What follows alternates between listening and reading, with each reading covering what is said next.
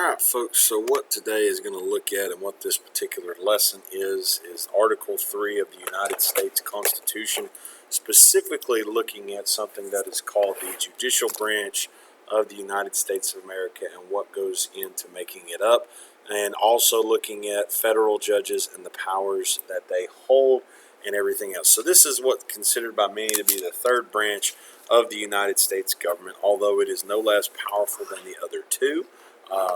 And it's one of those that kind of gets overlooked a lot of times unless there's some kind of court ruling or court case that goes down that may anger a lot of different folks. What we're going to talk about is just a basic setup of everything that goes on with this, at least at this particular point in time, and how it's kind of run and how it's kind of created, at least at this particular point.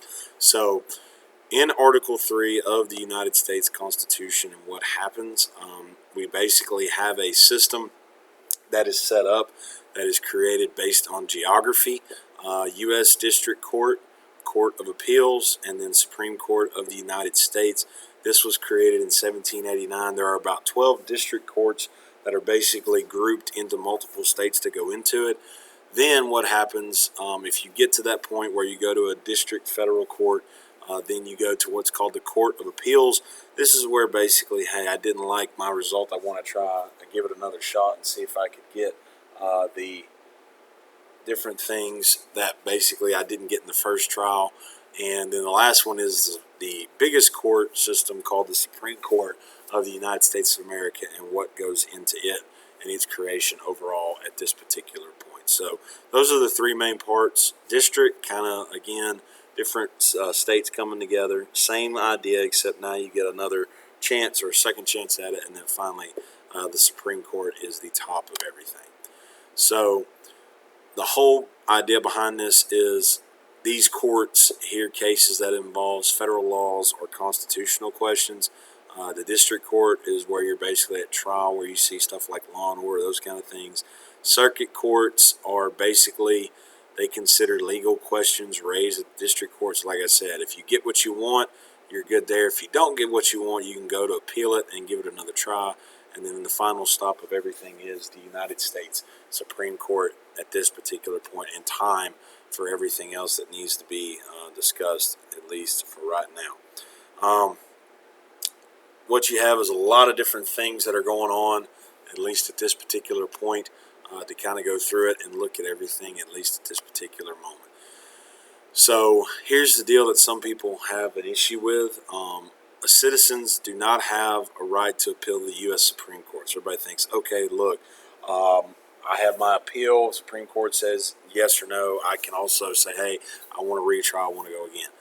The Supreme Court only deals with like 100 to 160 cases each year. They get thousands of requests every single day, usually typically about 7,000 a year. So if you're doing the math, you're talking literally hundreds per day of going down through it. So the Supreme Court usually only takes cases when there's some kind of major disagreement or some kind of decision needs to be made at that particular point for everything else kind of going through it.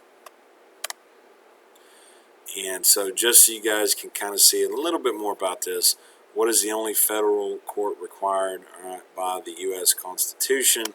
Again, the Supreme Court.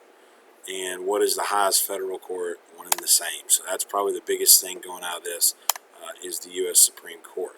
Okay, so again, this is where you see a lot of different things where the U.S. Supreme Court has 9 different justices. They keep 9, obviously, to keep it an odd number to go everything else. Of the 9, one acts as the spokesperson called the Chief Justice, who basically determines what cases are heard and then has the final say as far as the actual things that go out. So usually when things like this happen, you have something called oyez, oyez, oyez in the Supreme Court. It literally means listen here, and we'll talk a little bit about this and what goes into all these other different kinds of situations later. So what happens for these people to actually become a judge or a justice in one of these 3 different court systems, district, appeal, or Supreme Court? Lower court justices and Supreme Court justices, they all go through the same process. The President of the United States has to nominate a person to become judge. They don't get to pick their judges. They have to nominate who they feel should be a judge and who shouldn't. Then the nominee must be approved by a vote of the U.S. Senate. There's 100 members in the Senate, so you got to get 51 out of 100 members to give that person a thumbs up. Supreme Court goes through the exact same thing. They'll even be called before the Senate to answer questions to see if they're actually qualified. So it's really like a fancy job interview. The president nominates somebody for the job, and then the Senate has what you would call a job interview as to whether or not they're actually going to give that person the job as judge or justice. So Supreme Court justices are appointed by the president. However, state judges are almost always elected. Should we be able to elect federal judges and Supreme Court justices? So this is, again, another difference between state and federal governments, and just wanted to see what you guys basically thought. Should we be able to vote for our judges and justices on a federal level? Main reason why it's usually not done right now is it would take a lot more manpower and a lot longer to basically get these federal judges and justices into office. And this is one of those things where they try to keep this thing and process simple and quick, so we can have judges on in the court system being able, on the cases, being able to say yes and no to things that are currently out there. What are some of the other requirements? Again, the president shall nominate, and then talks about this idea of everything else. Does the judge have to be a certain age? Do they need to hold a law degree? And what do you guys think? So this is the biggest thing. It just literally talks about the president nominating somebody. Doesn't necessarily look at all these other different kinds of qualifications. So based on Article 3, are there any other specific requirements? No, not according to the U.S. Constitution. There is not any other requirement other than the president to nominate somebody. Now, if we're going to be realistic, it obviously would help if you have some kind of knowledge or background in legal matters and things like that, but there is no other requirement as far as some of those other different kinds of things. All right, there's no age requirement. They also don't even have to go to law school. However, they have to get past the Senate. That is probably the biggest thing to be considered as far as what goes into this at that given point in time. All right. What does the actual court system do? Again, the main idea of the court system is basically to interpret the law and settle disputes, right? AKA arguments. The main goal here is to basically figure out a system that's saying, hey, this is what needs to be fixed, this is what needs to be adjusted, and sometimes you get things that are unclear. We don't necessarily know, hey, what's right or what's wrong. It's basically like, say, if you got a problem with a dress code, you got to go to somebody and say, hey, are you in dress code or are you out of dress code? If you don't know whether or not you're in or out, or what constitutes like shorts or holes in shorts or whatever, somebody's got to be willing to settle this dispute.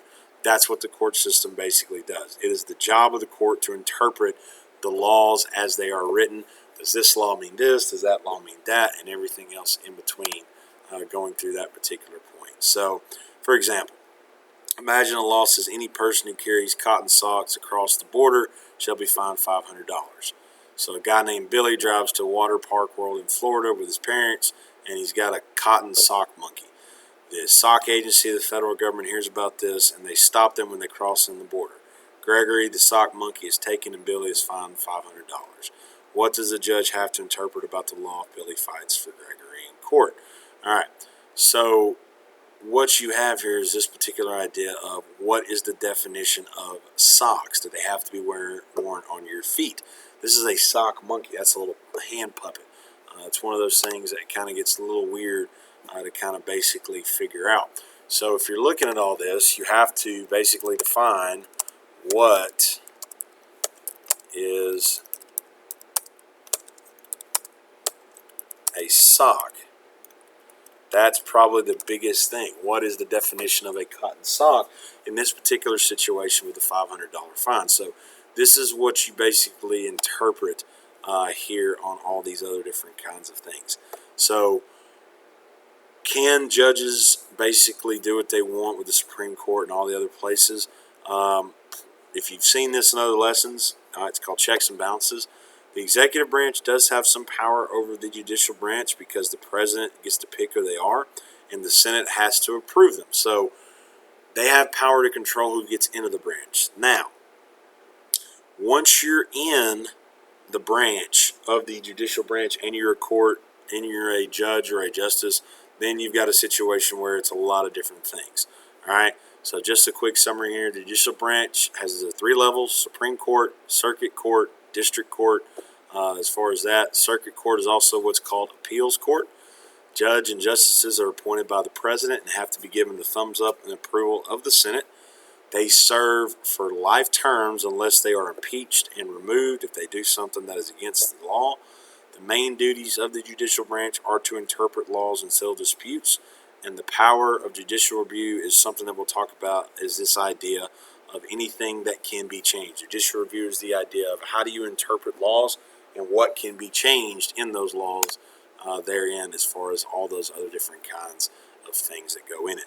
So all judges and justices, again, are nominated by the president, but have to be approved, all right, by excuse me, by the United States Senate. The power to change anything is what's called judicial review. Before he or she can be a judge, a nominee must also be, all right, again, approved by the Senate. Okay, approved by the Senate. Therein, once appointed, it's a lifetime gig. And then the last one, a famous Supreme Court decision ended segregation. Again, Brown v. Board of Education. That's one of those things you guys have seen.